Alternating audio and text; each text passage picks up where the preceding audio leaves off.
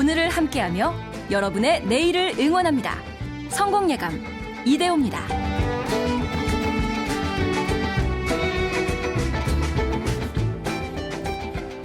성공예감 이대호입니다. 2부의 문이 열렸습니다. 어떻게 보름달 보면서 소원을 좀 비셨나 모르겠네요. 달을 보면은 당연히 우리가 풍요로움을 느끼게 되죠. 뭔가 좀 따뜻하기도 하고요. 근데 이제 그런 감성적인 걸 넘어서서 직접 달에 갈 수도 있는 세상이 머지않아 펼쳐질 것 같습니다. 그리고 그걸 우주 산업으로 또 이어가려는 노력들도 이어지고 있고요. 과학적으로도 한번 들여다보겠습니다. 뿌리 깊은 제조업 시간, 숭실 사이버대 환경안전공학과 교수이자 SF 소설가인 곽재식 작가와 함께 달나라로 가시죠. 곽재식 작가님 안녕하세요. 안녕하세요, 곽재식입니다. 달나라 가보고 싶으시죠? 저는 굳이 가보고 싶지는 않습니다. 데려다 준다면? 아니요. 저는 사양하겠습니다. 너무 멀고 위험한 곳인 것 같아요. 보는 걸로. 딴 분들이 잘 보고 오시면 그 조사된 결과를 보고 저는 만족하도록 하겠습니다. 우리가 한가위에도 그렇고 보름달 보면서 이제 소원을 빌게 되지 않습니까? 네네. 근데 태양을 보면서 소원을 비는 사람은 아마 거의 없을 것 같고, 예. 근데 달을 향해서 소원을 빕니다. 네. 이거는 왜 그럴까요? 이게 쉽게 생각을 해보면 예. 우리가 눈을 뜨고 하늘에 뭔가 있으면 좀 신비로워 보이잖아요. 근데 눈을 뜨고 하늘에서 이렇게 잘 볼 수 있는 것 중에 달이 압도적으로 제일 큰 거죠. 태양은 일단 오랫동안 보기가 쉽지 않죠. 그러면 눈이 상하죠, 그죠? 네. 그러고 나면 이제 달하고 여러 가지 행성들, 별들 이런 게 밤하늘에 떠 있는 걸 오래 볼 수가 있는데 다른 별들이나 행성들에 비해서 달이 압도적으로 크기가 제일 크죠. 그러니까 딱 봤을 때도 하늘에 있는 것 중에 눈에 제일 잘 띄고 오랫동안 보면서 의식을 치른다든가 소원을 빈다든가 하기에 제일 좋은 대상이 달이다라는 게 전 세계적으로 달에 관한 여러 가지 신화나 이야기들이 많은 이유인 것 같습니다. 근데 이게 그냥 크기가 크구나라고 넘어갈 수도 있는 일인데 이게 과학자들이 좀 조사를 해보니까 네. 이게 좀 단순한 문제가 아닌 걸로 밝혀졌습니다. 일단은 기술이 발전하면서 우주에 태양계에 지구 말고 다른 행성들의 상황들을 이렇게 좀 조사를 해보니까 네. 달 같은 이런 게 되게 드물다. 이 정도 큼직한 게 어떤 행성 옆에 떠가지고 이렇게 땅을 비추고 있는 게 흔하지 않다라는 사실을 우리가 알게 됐습니다. 태양계에 우리 태양하고 비슷한 이런 행성들이 태양 주위에 수성, 금성, 지구, 화성, 목성, 토성 이런 것들이 주위를 돌고 있다라고도 네. 우리가 많이 이야기를 하지 않습니까? 근데 그 중에서 금성하고 화성이 지구하고 비슷하다라고 많이 이야기를 하죠. 그런데 금성 같은 경우에는 금성 주위를 달처럼 돌고 있는 뭐가 없어요. 그리고 금성에 가서는 하늘을 아무리 살펴봐도 달 같은 게 안 떠 있습니다. 네네. 화성 같은 경우에는 달 같은 게 있긴 있거든요. 그래서 네. 이름도 붙여놨습니다. 포보스하고 다이모스라고 하는데요. 화성의 달처럼 화성의 밤하늘에 떠서 돌아다니는 그거는 크기가 굉장히 작아요. 포보스하고 다이모스 그 크기를 그 넓이로 생각을 해보면 포보스, 다이모스 그 하나의 크기가 대충 서울 넓이하고 인천 넓이를 합쳐놓은 정도? 그 정도밖에 안 돼요. 경기도보다도 훨씬 더 작습니다. 예. 포보스, 다이모스 넓이가. 그런데 우리 지구의 달 같은 경우에는 넓이가 어느 정도 되냐면 미국보다도 몇 배가 더 크거든요. 미국 전체보다도. 북아메리카, 남아메리카를 합쳐놓은 크기가 달하고 비슷하다라고 많이 이야기를 하거든요. 그래서 달이 엄청나게 커요. 예. 그래서 이게 과학계의 오랜 수수께끼 중에 하나였습니다. 어떻게 지구에만 저렇게 거대한 덩어리가 지구 주위를 돌아다니면서 지구를 비추고 있는가? 지구는 왜 이렇게 특별하게 이상한 게 딸려 있는가? 이게 과학계에 되게 오래된 수수께끼 중에 하나였거든요. 네네. 근데 20세기 후반, 21세기 초반 들어와가지고 지금까지 가장 정설로 자리 잡고 있는 이야기가 뭐냐면 이것도 참 놀라워요. 네. 이렇게 큰 게 그냥 생길 수는 없다라고 해가지고 요즘 과학자들은 뭐라고 생각하냐면 지금으로부터 대략 한 40억 년 이상 전인 아주 까마득한 옛날에 대략 화성 정도 크기가 되는, 그러니까 지구의 한 반 정도 크기가 되는 어떤 행성 하나가 그때는 태양계가 생긴 초기니까 모든 게 안정화되지 않아가지고 이렇게 우주를 떠돌아다니다가 잘못해서 지구가 부딪혀버렸다는 거예요. 그래서 지구와 먼 옛날에 다른 행성이 부딪히면서 거대한 폭발을 일으키고 마치 지구가 거의 곤죽처럼 변해가지고 그 지구를 들이받은 행성하고 같이 이렇게 죽 같은 상태가 된 다음에 그게 안정화되면서 큰 덩어리가 하나가 남고 작은 덩어리 하나가 남아가지고 떨어져 나갔는데 큰 덩어리가 지금의 우리가 살고 있는 지구고 지구이고. 작은 덩어리 하나 남아가지고 지구 주변에 있는 게 달이 되었다. 그렇게 해서 우리의 달이 어마어마한 충돌의 결과로 탄생됐다라고 이야기하는 게 요즘의 정설이거든요. 그래서 달 같은 게 되게 생기기가 어렵지 않은데 어떻게 보면 지구가 엄청 고생한 결과로 지구가 한번 쪼개질 뻔한 결과로 우리 밤하늘에 저렇게 큰 게 떠 있는 거다. 그래서 좀 어떻게 보면 화성인이나 그런 사람들이 지구에 만약에 찾아온다라고 하면 네. 굉장히 신비롭게 생각할 만한 그런 게 바로 달이라고도 할 수 있을 것 같습니다. 우리는 당연하다고 생각을 하고 있었는데 또 네. 일종의 달이 거울 역할을 해주는 거잖아요. 태양빛을 그렇죠. 반사를 해서 네. 지구를 또 계속해서 밝혀주고 있는 거고. 근데 참 달이 이게 신기한 게 특히 보름달일 때 유독 커 보입니다. 아, 네. 물론 이제 빛이 비추는 면적 자체가 큰 건 당연하겠습니다만 또 가끔 슈퍼문이라는 거 있지 않습니까? 달이 실제로 가까이 오는 것도 있습니까? 아, 네, 맞습니다. 예. 달이 지구 주위를 돌고 있는데 네. 지구 주위를 동그랗게 완벽한 원형을 그리면서 돌고 있기란 쉽지 않겠죠. 근데 이것도 사실은 과학의 큰 도약 중에 하나였어요. 이게 17세기경에 독일의 과학자 케플러라는 사람이 네. 이런 류의 생각에 굉장히 도전적으로 도전해가지고 얻어낸 결과인데 그 전까지만 해도 그러니까 수천 년 전부터 뭐 고대 그리스 이런 때 학자들부터 항상 어떤 식으로 생각했냐면 우주에 떠 있는 이런 달, 별 이런 물체들은 완벽한 천상의 물체이기 때문에 어디 주변을 돌고 있으면 완벽한 원형을 그리고 있을 거다라고들 다들 생각을 했거든요. 예. 예, 그게 신비로운 천상의 세계라고 생각을 했거든요. 근데 이제 과학이 발전하면서 이제 사람들이 좀 뭐랄까요 현실적이 됐다라고 할까요? 세상에 뭐 천상의 세계라고 우주의 물체라고 딱히 뭐 다를 거 있겠느냐 이런 생각을 점점 하게 되는 그 분위기 속에서 케플러라는 사람이 우주에 떠다니는 물체들이 돈다라고 할 때 완벽한 원형을 그리기보다는 약간 타원형을 그리는 수가 훨씬 더 많다라는 사실을 알아내게 되었습니다. 그래서 실제로 대부분의 행성들이 태양을 돌 때도 다 타원형으로 돌고 있고 달 같은 위성이라고 하죠. 그 행성에 딸려있는 물체들의 행성을 돌 때도 타원형을 그리면서 도는 경우가 대부분입니다. 그렇다 보니까 실제로 달이 조금 가까이 오기도 하고요. 조금 멀어지기도 합니다. 그래서 그 차이가 옛날에는 이걸 사람들이 그렇게 의심도 별로 안 해봤을 거예요. 달이 가까이 온다 멀리 온다 이런 거 의심도 별로 안 해봤을 텐데 요거를 현대에 와가지고 측정을 해보면 달이 제일 가까이서 크게 보일 때하고 제일 멀리서 작게 보일 때하고 차이가 지구에서 보이는 이 건 넓이 기준으로 한 13% 정도는 차이가 난다라고 하거든요. 그러니까 이거는 사람이 느낄 수 있는 정도의 차이죠. 그러네요. 사람이 얼굴이 13%가 커졌다라고 하면 너 좀 뿌은 것 같다 이렇게 할 거 아닙니까? 라면 먹고 잔 다음 날. 거의 예. 그 정도의 그 크기 차이는 달이 보여주는 겁니다. 그런데 이제 추석 때 뜨는 달이 밝다라고 이제 우리나라에서는 예전부터 많이 이야기를 하잖아요. 만약에 추석 때 공교롭게도 그렇게 달이 가까이 다가오는 시기하고 겹친다라고 하면 그럴 때가 가끔 생깁니다. 몇 년에 한 번씩 그럴 때 가끔 생기는데 그러면 진짜로 달이 더 크고 밝아질 수가 있기는 한데 진짜 슈퍼문. 근데 그거를 슈퍼문이라고 하죠. 그런데 이제 그럴 때가 자주 생기는 건 아니거든요. 그런데 왜 추석 때 달이 밝다는 말을 사람들이 하느냐. 네. 우리나라 한국천문연구원에서 한 20년 전에 이거 가지고 인터뷰한 적이 있는데 크게 원인을 두 가지 정도로 추측해가지고 말씀을 해주신 게 첫 번째는 이제 날씨 때문이다라고 이야기를 해주셨어요. 날씨. 여름철에는 비가 많이 오고 흐린 날이 많다 보니까 달이 좀 제대로 안 보일 때가 많아가지고 빛이 약해지고 달이 가려있고 이런 거를 많이 보는데 가을철이 돼가지고 날이 이렇게 딱 개이는 날이 많아지면 달빛을 가로막는 그런 뿌연 구름 같은 것도 없고 맑은 하늘에 달이 딱 보이니까 밝아 보인다. 날씨 때문이다. 이야기해 주셨고요. 또 하나는 날씨가 하나의 원인이면 또 하나의 원인은 착시 때문이다라는 이야기도 해주셨어요. 착시도 있어요. 네. 달도 그렇고 해도 그렇고 땅 주위에서 다른 건물이나 땅 풍경하고 이렇게 같이 어우러져 가지고 비교되어 보이면서 이렇게 보일 때 더 커 보이거든요. 네. 하늘 한복판에 아무런 비교 대상이 없을 때 혼자 떠 있으면 좀 작아 보이거든요. 네. 태양도 마찬가지라서 해가 뜰 때, 질 때가 해가 더 커 커 보이는 보이죠. 경향이 있거든요. 마찬가지로 달도 뜬 직후, 질 때, 이럴 때가 주변하고 비교가 돼 보이기 때문에 좀 커 보입니다.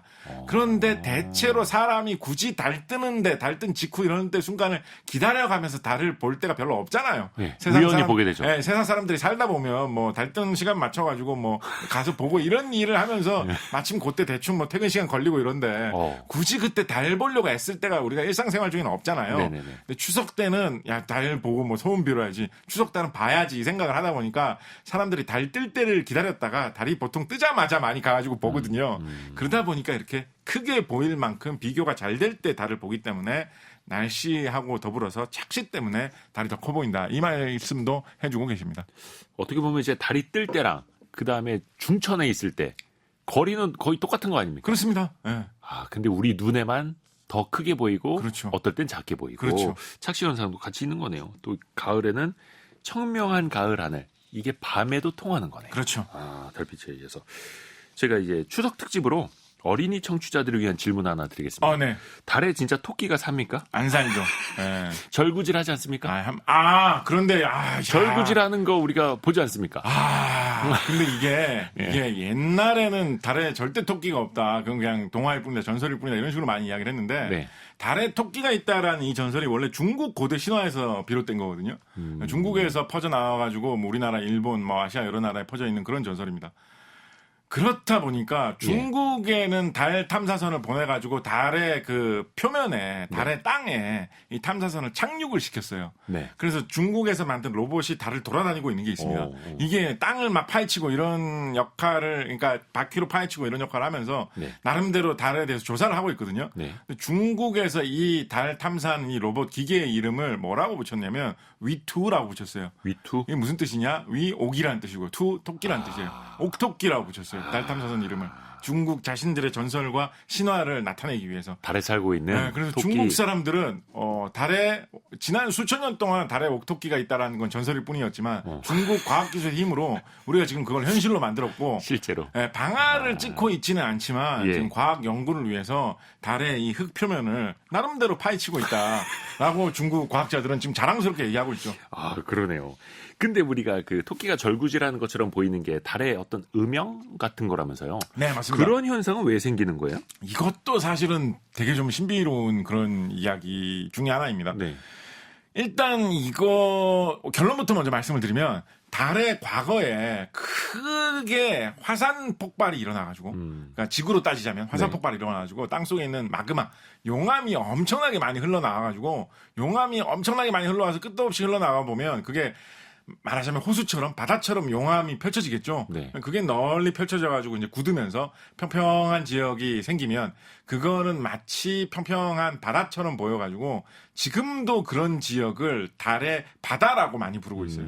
뭐 아폴로 11호가 착륙한 고요의 바다 뭐 이런 거 좀 유명한 편이죠. 실제 물은 없지만 네. 상징적으로. 실제로 16세기, 17세기, 18세기 이럴 때 유럽의 과학자들이 망원경으로 달을 세세하게 관찰하게 되면서 그때는 그게 무슨 차이인지 정확하게 몰랐지만 좀 평평해 보이는 부분은 아무래도 바다 아닐까라고 해서 그 시대 때부터 바다라는 이름을 붙인 게 지금까지도 내려오고 있는 것인데 그 평평한 게 바다인데 그게 물이 있는 바다는 아니고 먼 옛날 용암 바다였다. 그게 지금 굳어서 평평한 모양으로 펼쳐져 있는 거다라고 볼 수가 있겠죠. 지금은 그렇게 거의 그게 정설로 굳어졌는데요. 이걸 사실은 좀 쉽게 얘기할 수만은 없었던 게 뭐였냐면 달에 아까 말씀하신 토끼가 절구 찍고 있는 그 무늬가 우리가 새겨져 있다라고 생각하잖아요. 네. 그죠? 달에 다른 무늬가 새겨져 있는 걸 우리가 본 적은 없잖아요. 딴 무늬가 뭐 달에 옥토끼가 뭐 절구 찍고 있다가 뭐 다음에 토끼가 떡 먹고 있는 모습으로 바뀌다가 이렇게 모양 바뀌는 거 우리가 본 적 없잖아요. 네. 근데 그거를 생각해 보면 되게 신기한 일인 게 네. 지구 같은 경우에는 지구가 돌고 우주에서 보면 여러 각도에서 어디에서 보느냐에 따라서 어떨 때는 아시아 쪽이 보일 거고 어떨 때는 아메리카 쪽이 보일 거고 어떨 때는 태평양이 보일 거고 모양이 보는 각도와 지구가 돌 때의 시간에 따라서 다 달리 보일 수 있죠. 네. 그런데 다른 모양이 하나로 고정이잖아요. 네. 그래서 그것도 되게 이상한 현상이거든요. 신기하죠. 예, 이걸 조석 고정이라고 해가지고 달이 항상 지구를 돌면서 지구 쪽을 항상 한 면만 보여주면서 달의 뒷면은 절대로 보여주지 않으면서 계속 그렇게 돌고 있기 때문이거든요. 예, 그래서 이것도 사실은 좀 신기하고 되게 재미난 현상인데 그래서 지구가 생겨서 생명체가 출현하고 인류가 지구를 걷게 된 이래로 달을 본 사람들이 수없이 많이 있었지만 달 뒷면을 본 사람이 단 한 명도 없었어요. 지금까지도 달의 뒷면을 본 사람이 극히 드뭅니다. 예, 달의 뒷면을 처음으로 본 게 언제냐? 우주선을 발사를 해가지고 네. 달의 뒷면에 실제로 우주선을 보내서 그거를 사진으로 찍어가지고 지구로 전송을 해가지고 봤더니 마치 그런 거 가끔 해보시나요? 자기 뒤통수를 자기가 보기 되게 어렵잖아요. 네, 사진 찍어서. 그래서 사진 찍어서 자기 뒤통수를 보게 되죠. 네네. 네, 그런 식으로 우주선을 달 뒤편까지 보내가지고 사진을 찍어서 지구로 보내가지고 처음으로 달 뒷면을 보게 됐거든요. 근데 달 뒷면을 보니까 달 뒷면에는 이런 바다 같은 그런 평평한 지형이 거의 없습니다. 그래서 이제 과학자들이 연구를 많이 하게 된 거죠. 어떤 이유 때문에 뒷면에는 이런 평평한 지역이 별로 없고 우리 지구에 잘 보이는 앞면 쪽에는 평평한 지역이 많으냐. 그거에 대해서 연구를 하다가 이리저리 이야기를 끼워 맞춰가지고 지금 정설로 나온 게 앞면 쪽으로 이 용암이 마그마가 많이 뿜어져 나왔기 때문에 앞면 쪽에는 우리가 항상 보는 쪽 면에는 이 용암 바다가 펼쳐졌다가 굳은 부분이 있어서 그 부분은 이렇게 넓게 평평하게 보여서 색깔이 달라 보인다. 이런 쪽으로 이제 이야기가 굳어진 거죠. 그 달의 뒷면에 이제 외계인이 사는 거 아니냐 이런 음모론도 있었고 달의 뒷면으로 가면은 통신이 끊긴다. 막 이런 얘기도 있었고. 네, 달의 뒷면에 가면 당연히 통신이 끊깁니다. 달의 아까 넓이가 남북 아메리카 정도의 합친 정도 넓이가 되는 큰 덩어리라고 이야기를 드렸는데 달 뒤편으로 가게 되면 그게 그 정도 되는 돌덩어리가 지구하고 그 달 뒤편으로 넘어간 우주선 사이를 막고 있다라는 거거든요. 네. 그래서 그거를 뚫고 뭔가를 통신하기가 어렵습니다. 그래서 통신이 끊겼습니다. 과거에는. 요즘에는 그 상태에서도 통신을 안 끊기게 하는 방법이 있어요. 왜냐하면 요즘에는 우주선을 달에 워낙 많이 보내놨기 때문에 미국에서는 달에도 인공위성 역할을 하는 거를 띄워놨어요. 그래서 요즘에는 달 뒤편으로 가더라도 기지국 만들어 놓은 것처럼요. 달 옆에서 있는 기지국 역할을 하는 중개소 역할을 하는 인공위성을 거쳐서 이렇게 연락을 하기 때문에 거기도 펜토셀이 있는 거 아닙니까? 그렇게도 할 수 있을 정도의 요즘은 기술이에요. 그런데 정말 아주 오랜 시간 동안 달 뒤편은 뭐 통신도 안 통하고 거기로는 아폴로 11호가 와가지고 달에 사람 착륙했을 때까지도 그런 게 없었습니다. 달 뒤편에 가면 정말 지구상의 그 누구와도 연락할 수 없을 정도로 완벽하게 모든 게 차단되고 가끔가다 날아가는 우주선이 사진 촬영할 때 외에는 아무것도 거기에서 무슨 일이 일어나는지 볼 수도 없는 완벽한 사각지대였거든요. 옛날에 영화 그런 거 많았었어요. 그 달의 뒷면에 가고 막 큰일 나고 막 이런 영화 있었는데. 그렇다 보니까 말씀하신 대로 뭐 거기에 외계인이 숨겨져 있다 이런 얘기 있었고 이거는 상당히 꽤나 진지하게 검토되었던 것 중에 하나인데 예전에 60년대에 미국에서 정부 고위층에 있었던 맥나마라 장관 이런 분이 실제로 다큐멘터리 출연해서 얘기도 하셨는데요. 한창 우주 개발이 막 많이 되고 이랬을 시절에 미국의 이 군 장성 뭐 이런 정보 관련된 사람들 중에는 그런 거 걱정하는 사람도 있었다라고 합니다. 우리가 당시에 미국의 경쟁 상대였던 냉전 시기에 미국의 경쟁 상대였던 소련이 무기를 어디에 얼마나 가지고 있고 이런 걸 많이 파악을 하고 있고 그거를 근거로 우리의 어떤 전략적인 배치를 하고 뭐 소련하고 같이 협력을 해가지고 무기가 너무 많으면 세계 평화에 위험하니까 무기를 줄이자 이런 협상도 하고 그러는데 소련 사람들이 우리를 속이기 위해서 자기들이 가지고 있는 가장 강력한 핵무기들을 달 뒤편에다 숨겨놓으면 어떡하느냐. 그런 걸 걱정했다라는 거예요. 실제로. 네, 왜냐면 그때 막 달 탐사 이런 걸 하던 때니까 엄청나게 강력한 핵무기 한 100발 정도를 달 뒤편에다 숨겨놨다가 만약에 핵전쟁이 벌어지면 우리가 가진 무기, 소련이 가진 무기 이게 전부다라고 해가지고 전력으로 우리가 붙었을 때 소련에서 우리는 숨겨놓은 무기가 100발이 더 있지 이러면서 달에서 지구로 그걸 가져오면 어떡하느냐 이런 거 걱정하는 사람들까지 있었던 시절도 있었다라는 거예요. 그래서 달 뒷면이 굉장히 사실은 신비로운 공간이었는데 요즘은 말씀드렸던 대로 이 통신하는 방법도 지금은 강구되어 있고요. 얼마 전에 달 뒤편에 아예 탐사선을 착륙도 시켰어요. 중국에서 이번에도. 중국의 과학기술 발전이 굉장히 요즘 엄청나게 빠르죠. 그렇죠. 그렇죠. 이제 달의 뒷면을 탐사하기 시작한 또 중국의 우주과학 기술이기도 하고 아까도 잠깐 이야기하신 것처럼 우주과학 기술이 눈부시게 발전할 수 있었던 배경 중에 하나가 아이러니하게도 미국이랑 당시 소련의 경쟁 때문이었잖아요. 그렇죠. 그렇게 되면서 사실상 인류를 처음으로 달에 보내기도 했었고. 그렇습니다. 이것도 재밌습니다. 닐 암스트롱, 우리가 거의 대부분이 이분의 이름은 알 거예요. 처음으로 달에 착륙한 사람. 우리나라에도 예전에 왔었다 하더라고요. 당시에 박정희 대통령이 물어봤었대요. 69년 7월 달에 닐 암스트롱이 달 착륙을 했었는데 사실은 그때 당시에 이게 우리나라에서도 엄청난 화제거리였습니다. 그때 당시에 우리나라에서 그때 당시에 사람들이 텔레비전 같은 게 지금처럼 많이 보고 안 됐을 때였거든요.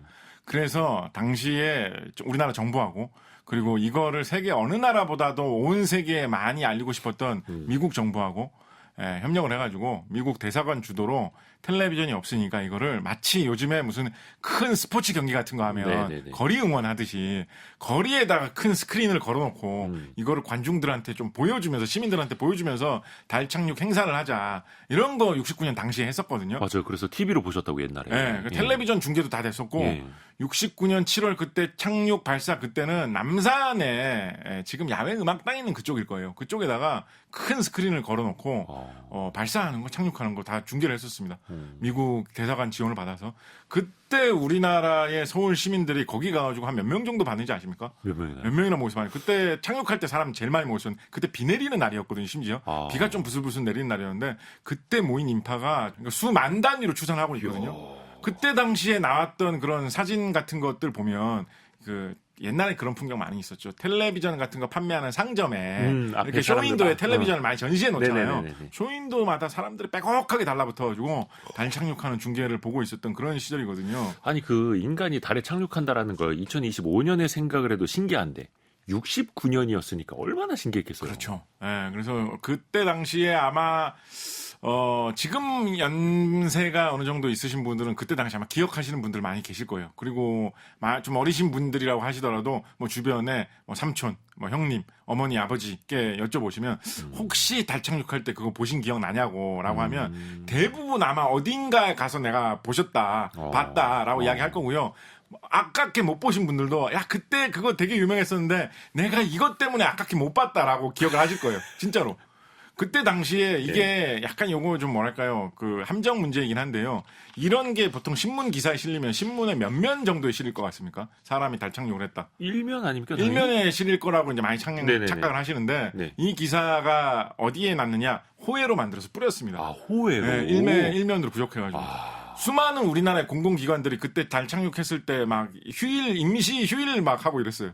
엄청난 세계적인 축제로 이걸 많이 생각을 했거든요. 임시 휴일까지요? 네. 굉장히 큰 축제로 되게 큰 사건으로 생각을 했기 때문에 와. 이게 사실은 정치 외교적으로도 큰 의미가 있었던 게 아까 말씀하셨습니다만 원래 우주 개발에서 소련이 항상 좀 앞서 나가는 게 원래 한동안 이어지고 있었거든요. 예. 세계 최고의 인공위성도 1958년에 발사된 스푸트닉, 57년에 발사된 스푸트니크호라고 해가지고 소련 인공위성이었고. 그래서 미국 사람들이 그걸로 엄청 충격을 받았죠. 맞아요.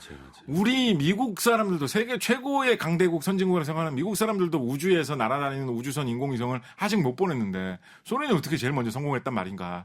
따라잡아야 되겠다라고 생각을 해가지고 엄청난 돈을 투자를 해가지고 했는데 간발의 차이로 계속 뒤졌어요.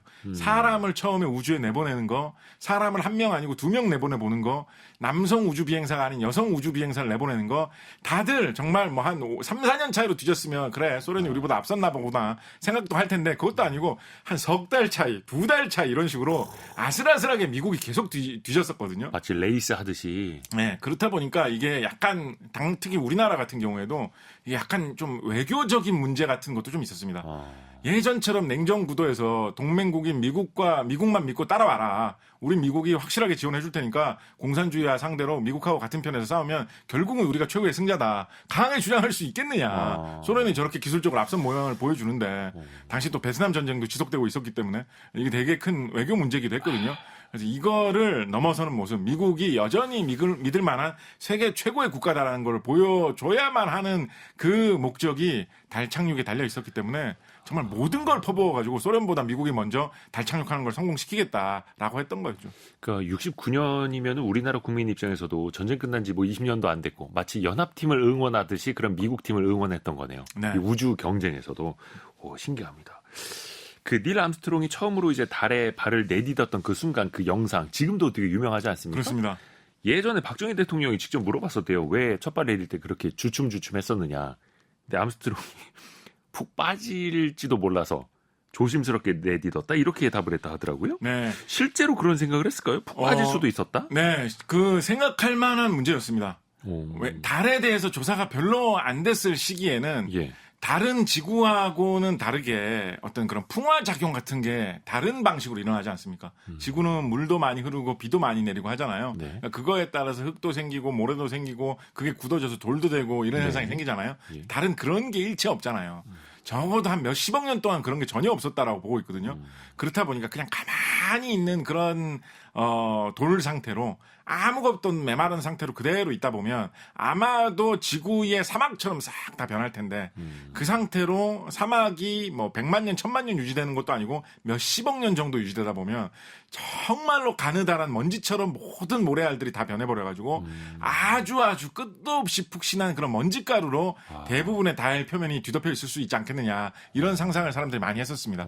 한 50년대까지도 그런 SF 그때 당시에 나온 SF 소설 같은 거 읽어보면 그렇게 해서 달에 착륙했더니 끝도 없는 그 무슨 그런 빠져들었다. 영화 같은 데 나오는 그런 무슨 이런 늪지 늪처럼. 구덩이 같은 그런 거 있죠. 그런 식으로 빠져드는 게 아니냐라는 상상을 했던 사람들이 있었어요.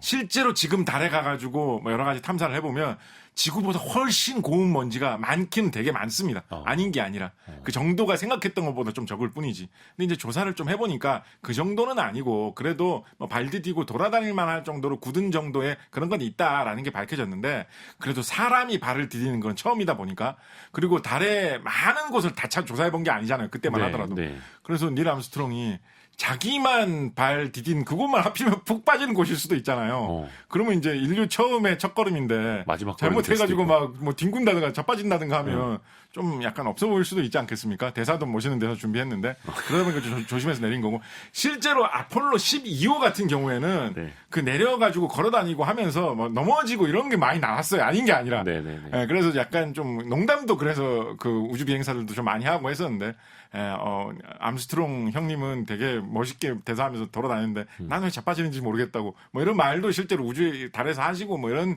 기록도 있거든요. 그래서 그걸 좀 조심해볼 만한 그런 문제였습니다. 참고로 그 우리나라에 네. 이 아폴로 우주인 3명이 방문을 해가지고 그때 당시에 공항에서 서울 시내까지 들어오면서 막 카퍼레이드도 하고 막 성대하게 행사를 치렀습니다.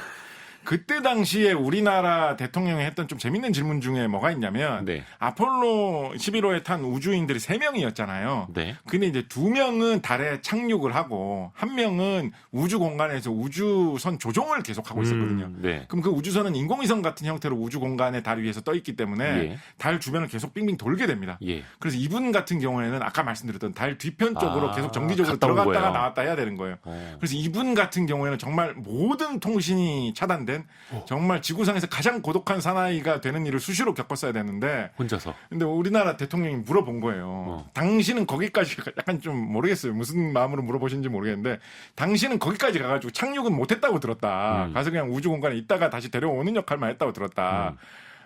혹시 당신도 달 착륙하는 그 순간을 봤느냐라고 물어본 거예요. 그러니까 그 사람이 마이클 콜린스입니다. 우주에서 우주선 조종했던 사람이 우주선 아폴로 11호 안에는 텔레비전이 탑재가 안 돼 있다라는 거예요.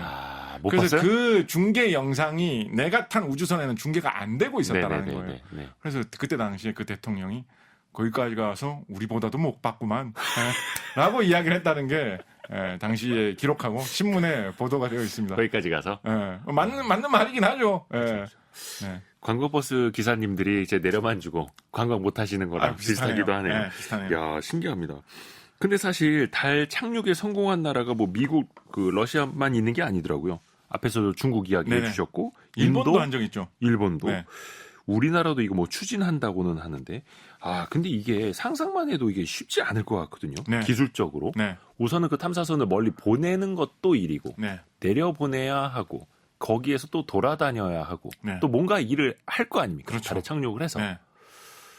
과학적으로 제일 힘든 건 뭐라고 보면 돼요? 가는 것도 쉽지는 않습니다. 비교적 그래도 쉬운 게 가는 편인 건데 네. 가는 것도 쉽지만은 않습니다. 일단 뭐하고 비교해보면 좀 가늠이 될 수가 있냐면 우리가 우주에 나간다라고 하는 거는 보통 지상에서 100km 높이 이상으로 올라가면 그걸 보통 우주라고 합니다. 네. 카르만 라인이라고 하는데요. 보통 100km를 넘어가면 우주라고 하고 약간 관광용으로 나온 우주 상품 같은 것들 있죠. 요즘 뭐 미국에서 뭐 부자인 사람들이 네네. 돈을 뭐 몇억, 뭐 몇십억 정도 내면 우주에 가서 뭐 무중력 체험을 15분간 하고 돌아올 수 있다 이런 거 있죠. 네. 그런 거를 하면 그 100km 넘는 곳을 살짝 찍고 돌아오는 그런 걸 합니다. 그런 걸 하면서 이제 우주에 갔다 왔다라는 식으로 이야기를 하는데 인공위성이 보통 돌아다니는 현실적인 높이는 그거보다는 좀 더 높은 높이를 많이 사용을 하거든요. 그래서 우리나라의 대표적인 우주 발사체라고 할 수 있는 누리호 로켓 같은 경우에는 네. 인공위성을 대충 한 500km에서 700km 정도 높이, 600km 정도 높이 이 정도에 보내면 우주를 돌아다니는 인공위성을 보내고 왔다. 네. 잘 보내줬다라고 이야기를 합니다. 그래서 지금 우리나라가 잘 활용할 수 있는 기술이 좀 안정화돼 있는 정도의 높이는 수백 킬로미터 정도, 몇백 킬로미터 정도 높이에서 돌아다니는 이런 인공위성을 보내고 개발하고 운영하는 기술은 지금 많이 갖춰진 상태예요. 네.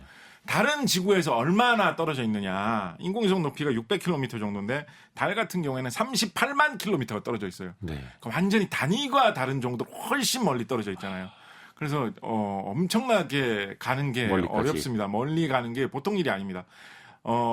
인공위성을 아까 말씀드렸던 수백 킬로미터 정도 높이로 올라가는 인공위성을 발사한 다음에 이게 잘 올라갔나 잘 돌아다니나 도착했나 확인하는 데는 짧게는 수십 분 올라간 지 한 30분 지나면 인공위성이 잘 도착했다 판명되는 거예요. 네, 네. 좀 길게 봐도 검증하는데 시간이 좀 오래 걸린다고 해도 몇 시간 정도면 인공위성이 잘 도착해가지고 돌아가고 있다라는 게 딱 확인이 되거든요. 근데 달까지 가는 데는 우리나라에서 2020년대 초에 발사해서 보내서 지금도 활동하고 있는 다누리 우주탐사선 같은 경우에는 보내는데 4개월 반이 걸렸습니다. 38만 킬로미터를 가야 되니까. 달의 궤도까지 가는 데만. 4개월 반이 걸렸습니다. 아폴로 11호 우주인들은 사람이 타고 가는 우주선이니까 4개월 반 동안 갈 수는 없잖아요. 그래서 그때 당시에 정말 괴물 같은 로켓을 만들어가지고 정말 사람이 탄 로켓 중에 그때 69년이면 지금부터 거의 50몇 년 전인데 예. 지금까지도 사람이 탄 로켓 중에 그 로켓보다 더 큰 로켓이 없어요. 세턴 5라고 하는 세턴 5라고 하는 정말 괴물같이 어마어마하게 큰 로켓을 만들어가지고 그거를 띄워보내서 전속력으로 3명의 우주인을 달로 보냈는데 그래도 거의 3일이 걸렸거든요. 인공위성을 띄우면 수십 그래도 분이면 도착했다고 빨리 가긴 하는데 빨리 갔네요. 엄청나게 빨리 간 거죠. 지금까지도 그 정도로 거대한 로켓을 아무도 못 만들었습니다. 그러게요. 일론 머스크 회장님 그 회사에서 네. 요즘 엄청나게 큰 로켓 실험한다라고 해가지고 뭐 실험을 하면 맨날 하늘에서 그쵸, 스타쉽 같은 거. 폭발하고 뭐 공중분해되고 이런 식으로 계속 실험하지 않습니까? 그래서 아직까지는 사람 태울 엄두는 전혀 못 내고 있는데 그게 만약에 성공해서 사람이 타면 아니면 지금 아르테미스 계획이라고 하면서 미국에서 다시 한번 달에 사람을 더 보내겠다 이런 계획을 추진하고 있는데 네. 그때 사용하려고 하는 이 로켓에 사람을 태우면 69년도에 사용했던 그 로켓보다 더 큰 로켓을 띄우는 기록을 50년이 넘게 지나서 이제야 겨우 깨게 되는 거거든요. 그래서 그때 당시 정말 상상도 못할 정도의 예산을 투입을 해가지고 대단합니다. 엄청난 일을 저질렀던 겁니다. 어떻게 보면. 와, 너무 재밌습니다. 우리 지금까지 계속해서 한 30분 넘게 달에 머물렀었는데 잠깐 좀 지구에 갔다 오겠습니다. 저희가 한숨 돌리고 올게요. 잠시만요.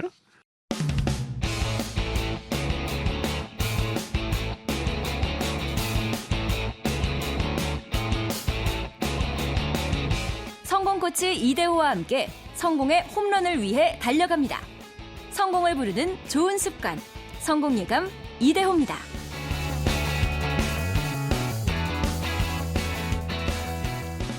곽지식 작가와 함께 뿌리 깊은 제조업 시간. 오늘은 제조업이라기보다는 이제 우주과학까지 네. 이야기를 하고 있습니다. 특히 달나라 이야기, 달 탐사 이야기 계속해서 이어갈게요.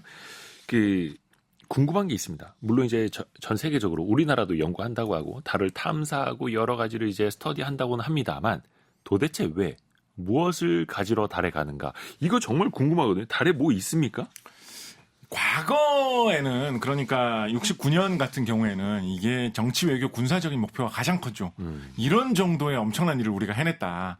원래 우리 처음 시작하는 질문에서도 얘기했습니다만 달이라는 건 원래 저 하늘 높은 곳에 있는 그야말로 달림. 우리가 소원을 비는 대상. 미지의 세계. 감히 우리가 사람이 닿을 수 없는 어떤 신령 같은 게 달이라고 생각했는데 예. 미국의 우주 비행사들은 거기에 가서 발자국을 찍고 왔다. 사람이 수천 년, 수만 년 동안 상상도 할 수 없는 일을 해냈다라는 그 나라의 어떤 경쟁력, 그 나라의 어떤 국력, 브랜드를 과시하기 위한 그런 정치 외교적인 우리나라가 이 정도로 강하니까 우리나라한테는 함부로 덤빌 생각하지 마라. 라는 그런 어떤 안보상의 이유, 이런 게 과거에는 압도적으로 가장 중요했습니다.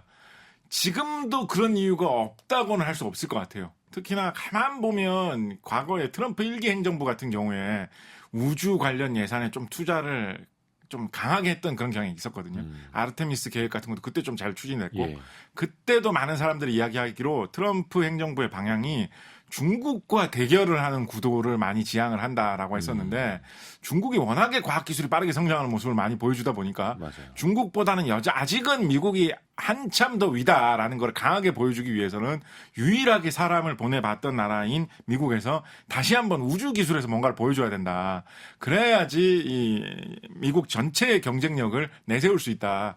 이런 게 좀 있었습니다. 우주에서 가장 큰 광고판 같은 그런 역할로 달을 활용한다. 이런 게 좀 전통적인 이유 중에 하나였습니다. 좀 현실적으로 생각을 해보면 그리고 실질적인 연구 성과가 좀 많이 나온 분야에서는 이게 지구의 과학을 연구하기 위해서 달에 대해서 연구를 하는 게 굉장히 큽니다. 네. 그래서 미국에서는 지질학자들 이 달을 연구하는 경우가 굉장히 많고 우리나라에서도 지질학 연구원에서 달 연구를 많이 해요. 지질 연구하시는 분들이. 이게 아까도 말씀드렸습니다만 달이 생겨난 이유가 40억 년 이상 전에 지구가 부서지면서 지구가 죽이 되면서 달이 생겼다라는 게 요즘 정설이거든요. 그래서 달이 어떤 과정을 통해서 생겨나가지고 변화해서 지금과 같은 모습이 잘 되었느냐. 그 이야기를 잘 이해하게 되면 같은 기간 동안 지구가 어떤 변화를 겪으면서 지금과 같은 모습이 됐는지에 대해서도 훨씬 잘 이야기를 할 수가 있습니다. 아까 말씀드렸던 이거 뭐 아직까지 완벽하게 검증된 이론은 아닙니다만 호주 학자들이나 영국 학자들 같은 경우에는 굉장히 좀 관심 많이 갖고 연구를 하고 있는 게 아까 달이 생길 때 지구를 들이받은 행성 같은 게 먼 옛날에 하나 네, 있었다라고 네. 말씀드렸잖아요. 네. 과학자들 테이아라는 별명을 붙여가지고 부르고 있는데요. 그리스 신화에서 달을 낳은 어머니 신으로 등장하는 이름이 테이아이기 때문에 그런 이름 사용하고 있는데 그 테이아가 지구에 부딪혔을 때 그때 테이아의 남은 조각이 지구 바닥 깊숙한 곳에 아직도 박혀 있는 것 같다라는 거를 추측하고 계신 분들이 계십니다. 그래서 지구가 지금 어떻게 생겨나서 이런 모양이 되고 있는지 이해하는데 달하고 같이 연구하는 게 필수적이다라는 게 지금 지질학자들의 생각이거든요. 그렇게 된다라고 하면 지구에 대륙이 왜 이런 모양으로 생겨났는지 왜 어느 지역은 지진이 많이 생기고 왜 어디에서는 화산이 많이 일어나는지 뭐 이런 거 한동안 굉장히 그리고 요즘도 굉장히 좀 많이 걱정되는 문제이기도 하고 또 먼 미래를 위해서는 우리가 좀 알아야 되는 이해해야 되는 주제이지 않습니까? 그렇다 보니까 우리 지구에서 안전하게 살아가기 위해서 지구를 잘 이해하기 위해서 달도 어쩌다가 저 모양이 되고 있고 지금 상태는 어떤지 꼭 알아야 된다라는 거죠. 지구를 알기 위해서 달을 알아야 한다. 네. 한 20년 전 이럴 때만 해도 예. 지구에 대해서 많은 거 중요한 일이겠지만 그렇게 근본적인 과학에 대한 연구는 그런 거는 뭐 세계의 훌륭한 선진국들이 다 하는 거고 한국 같은 나라는 그냥 열심히 먹고 사는데 충실하면 되지라고 하던 시절도 좀 있었거든요. 네. 그런데 이제 세월이 흐르면서 우리나라도 발전하다 보니까 전 세계 나라들 중에 우리가 각자 역할을 도맡아 가지고 인류 전체의 문제를 위해서 지구 전체의 구조와 미래에 대해서도 뭔가 연구를 해보자라고 하면 거기에 나설 만한 어떤 그런 기술력을 가진 나라, 경제력과 연구 인력이 있는 나라를 꼽아보면 이제 우리나라도 거기에 선두권에 있게 됐습니다. 그래서 우리나라도 그거를 딴 나라에만 밀어넣을 수 없는 상황이 됐어요. 옛날 같으면 뭐 지진, 화산 연구 이런 거는 일본 사람들이 잘하니까 그럼 일본에서 많이 연구하면 우리가 배워오면 되지 뭐 이런 식으로 생각하던 시절도 먼 과거에는 있었는데 지금은 일본에서 연구하는 것보다 한국 사람들이 연구하는 게 더 연구 잘할 것 같은데 우리도 달도 같이 참고해가면서 연구해가지고 지구의 전반적인 구조 이런 거에 대해서 연구를 해야지만 지진, 화산, 지구 전체적인 운명에 대해서 잘할 수 있는 거 아니냐라는 시대로 접어들었거든요. 네. 그래서 우리나라도 달 연구에 이런 과학적인 연구 목적을 위해서도 좀 많은 투자를 할 필요 있는 시대가 된 것 같습니다. 그 이름이 다누리죠. 다누리. 그렇죠. 우리나라가 처음으로 쏘아올린 달 궤도선. 네. 이거는 착륙까지는 아니고 달의 궤도만 도는 친구예요. 그렇습니다. 달 상공 한 100km 정도 위에 떠가지고 네. 달을 한 하루에 12바퀴 정도 돌거든요. 2시간 정도에 한 바퀴씩 도는 게 다누리입니다. 그럼 우리나라도 달의 뒷면을 계속 보고 있는 거예요? 그렇죠. 맞습니다. 지금 그래서 우리나라도 달 뒷면을 찍은 사진이 많이 있습니다. 다누리가 거기에 도착하기 전까지는 한국인이 만든 어떤 물체도 달 뒷면을 그렇게 가보질 촬영하거나 않았었는데. 본 적이 없었는데 근데 달의 다누리 뒷면은 가는데 성공했죠. 기본적으로 깜깜하지 않을까요? 계속? 아닙니다. 우주의 땀빛들도 계속 들어오기 때문에 아. 뒷면도 보면 보여요. 아, 그래요? 예, 예. 근데 그 임무 기간도 또 연장하고 있고 다누리는 그럼 거기에서 어떤 일 하는 거예요? 그러니까 뭐 궤도만 도는 거니까 네. 지표면에 있는 걸 뭐 이렇게 퍼오거나 이러진 못하잖아요. 그렇지 못하죠. 그럼 계속 네, 맞습니다. 관찰하는 거예요? 그렇습니다. 계속해서 관찰하고요. 그래서 기본적으로 뭘 카메라로 되게 많이 찍는다 이렇게 보시면 됩니다. 그래서 기본적인 영상 촬영도 정말 세심하게 많이 하고요. 특히나 이제 뭘 많이 하고 있냐면 우리나라도 네. 이제 일본도 하고 중국도 하고 했는데 우리나라도 달에 뭘 좀 이렇게 보내보고 싶지 않겠습니까? 달에도 우리나라도 뭘 지금 착륙시킬 계획을 갖고 있거든요. 네. 그래서 어디에 우리나라는 착륙하면 좀 제일 안전하고 쉽게 착륙하고 있으면서도 또 그냥 착륙했다라는 거 말고 좀 과학적으로 뭘 좀 조사할 수 있는 그렇죠. 의미도 있겠느냐. 그 후보지를 많이 물색을 하고 있어요. 그래서 몇 군데 좀 뽑아놓은 곳이 있는데 거기가 정말로 달 착륙할 수 있는 기계를 보낼 만한 자리인지 어디로 갈까? 그거를 다누리가 100km 떨어진 곳에서 이렇게 보면서 촬영을 미리 보고 있는 거야? 계속 많이 해가지고 지금 우리나라로 계속 보내오고 있어요. 아까도 말씀드렸듯이 다누리가 2시간에 한 번씩 이 달을 돌고 있기 때문에 저는 그런 말씀 가끔 드리거든요. 네. 요즘 달을 좀 많이 보시라고. 한국 사람이 띄어보낸 우리나라 사람이 예. 만든 달 탐사선이 달을 이렇게 돌고 있는 시대가 지금 우리 시대에 처음으로 왔고 이 다누리가 지금 임무를 다 끝내고 나면 언제 또 뭐가 올라갈지 모르기 때문에 이 다누리가 돌고 있는 동안 달을 많이 보시라고 얘기하거든요. 네. 그래서 뭐 실제로 뭐 맨눈으로 볼 수는 없지만 만약에 지금 달을 보셨는데 안 보였다라고 하면 한 1시간쯤 지나가지고 달을 봤으면 눈에 다누리가 들어온 거예요. 2번 중에 한 번은 2시간마다 한 바퀴씩 돌고 있기 때문에 물론 보이진 않지만 다누리 크기가 이 태양 전지판 크게 펼치면 네. 한 5, 6m 되거든요. 예. 대충 한 무게가 한 600kg 정도 되기 때문에 대충 한 아주 작은 자동차 한 대 정도 되는 그 정도 크기예요. 근데 지구에서는 네. 맨눈으로 지구에서 보이지도 않을 맨눈으로 거고. 뭐 절대 볼 수 없는데. 네네네. 근데 하여튼 그래도 내 눈에 그게 들어왔을 거예요. 한 1시간 간격으로 달을 2번 보셨으면 한 번은 내 눈앞으로 지나간 거예요. 근데, 먼지 같은 느낌으로. 근데 네. 그것도 우리가 단군 이래로 그런 적이 없었잖아요. 아. 그래서 제가 많이 보라고 말씀을 드리는데요. 그래서 달 착륙선 내려올 그 위치 탐색 많이 하고 있고요. 그리고 그냥 사람이 눈으로 볼 수 있는 사진으로만 찍는 게 아니라 다른 수많은 감지기를 이용해서 달 표면에 뭐가 있는지 여러 가지 방식으로 감지하고 있습니다. 예를 들어서 달 성분 같은 거를 조사하기 위해서 예. 아주 정밀한 방사선 감지기를 이용해가지고 어느 위치에서 어떤 방사선이 많이 나오느냐 이런 거를 감지를 많이 하고 있어요. 그러면 방사선을 내뿜는 그런 방사능 광물들이 어느 쪽에 많이 있는지가 우주에서 감지가 좀 되겠죠. 그래서 달에 전체적으로 달을 샅샅이 이렇게 다 봤을 때 우라늄 같은 물질이 어디에 좀 많이 묻혀 있고 어디에 좀 적게 묻혀 있는지 다 지도 형태로 표현해내는 그런 거 다누리가 만들어내는 성공했습니다. 근데 그 궤도선이니까 정해진 궤도만 돌 거 아니에요? 그렇죠. 다른 지역을 보려면 이거 궤도를 변경해서 저쪽 바퀴로 이렇게 돌아볼까? 가능합니까? 그것도 가능하고요. 연료가 지금 좀 남아있기 때문에 그렇게도 할 수 있고요. 그리고 그 정말 좋은 질문 해주셨는데 지구의 인공위성도 마찬가지인데 지구도 그렇고 달도 그렇고 지 스스로 돌잖아요. 그냥 그래서- 궤도 따라서. 네, 지 스스로 지구가 있으면 낮이 되고 밤이 되면서 지구가 제자리에서 이렇게 뺑그르르 돌잖아요. 그죠? 그래서 인공위성이 한 자리에서 계속 이렇게 빙빙 돌고 있으면 밑에 있는 지구가 알아서 돌기 때문에 한 줄로 돌고 있다 보면 지구 전체를 결국은 다 보게 됩니다. 네네네. 달도 지구보다는 훨씬 더 천천히 돌지만 달은 한 달에 한 바퀴씩 자기 스스로 뺑그로 돌거든요. 그래서 우리가 볼 때 항상 한 면밖에 안 보이는 거하고도 이게 네. 연결되어 있는 이유인데 그래서 지구보다는 훨씬 천천히 돌기는 한데 달도 마찬가지로 돌기 때문에 한 자리로만 계속 돌고 있어도 결국은 달 전체를 다 볼 수 있게 됩니다. 그래서 우리나라의 다누리 위성이 그런 식으로 달 여러 곳을 많이 봤고 그렇게 방사선 측정해가지고 어떤 물체가 묻혀있는지 이런 것도 보고 자력도 다 측정을 했어요. 자력도. 달 전체를 돌아다니면서 어디에 자력이 좀 강하고 어디가 좀 약하냐. 지구는 나침반이 항상 북쪽을 가리키잖아요. 예, 그래서 지구의 북극 쪽에는 나침반의 S극에 해당하는 자석의 S극에 해당하는 그런 자력이 뭔가 많이 있고 지구의 남극 쪽에는 나침반의 N극에 해당하는 자력이 많이 있다. 이런 게 좀 상식이죠. 그래서 이제 나침반이라는 자성을 띤 물체를 보면 이게 N극이 북쪽을 딱 이렇게 보도록 이렇게 지구에서는 움직이는 건데 일단 첫 번째 하나 수수께끼가 뭐냐면 달은 아까 지구하고 그렇게 뭐 충돌해서 생기고 어쩌고 이렇게 말씀드렸는데 예. 달은 일단 자력이 지구보다 훨씬 약해요. 자력이 되게 없어요. 그래서 그것도 과학자들이 풀어야 될 수수께끼입니다. 지구하고 형제처럼 생겨나는데 달은 왜 이렇게 자력이라는 게 없을까? 달에서 나침반 이렇게 들고 가면 나침반이 제대로 안 움직입니다. 달의 북극을 가리키거나 절대 안 그렇습니다. 그것도 풀어야 될 수수께끼 때문에 그 풀기 위해서도 조사를 해야 되고 그러면서도 달의 자력이 약간은 있거든요. 네. 이상하게 희미하게 자력이 약간은 있어요. 그래서 왜 이런 약간의 자력은 왜 이런 모양으로 나타나느냐 이것도 달에서 풀어야 될 수수께끼인데 옛날에 SF 작가들이 이상한 이야기 하기로는 막 그런 얘기도 했습니다.